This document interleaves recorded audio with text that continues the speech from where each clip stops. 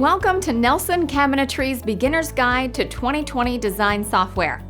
Let's imagine a customer is interested in a kitchen design and sends you a roughly drawn layout. In their drawing, we can see a basic L-shaped kitchen with wall measurements of 126 inches by 120 inches, as well as a location of appliances. Now, let's start designing. Open your 2020 design program and get familiar with the working environment. The first step is to draw the walls. In the toolbar, select Room Layout, Continuous Walls. Draw the first wall. Left-click to anchor. Draw the second wall. Right-click to complete the interaction. Next, add the cabinets. In the left-hand menu, under Local Browser, click on Categories. We recommend starting with base cabinets, specifically the corner cabinet.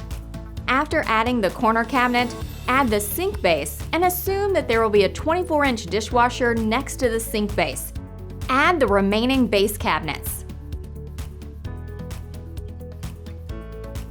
Next, add the wall cabinets.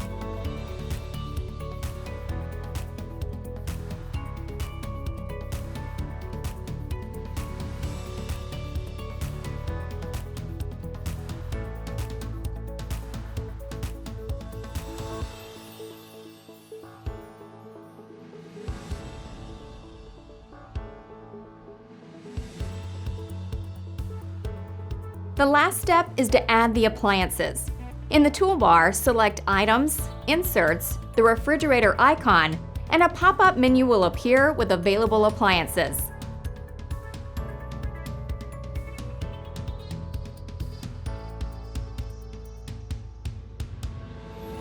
There you have it, a quick kitchen design for your customer. If you would like additional training, please subscribe to our channel for more quick guides or send us a message at info@nelsonkb.com for one-on-one training.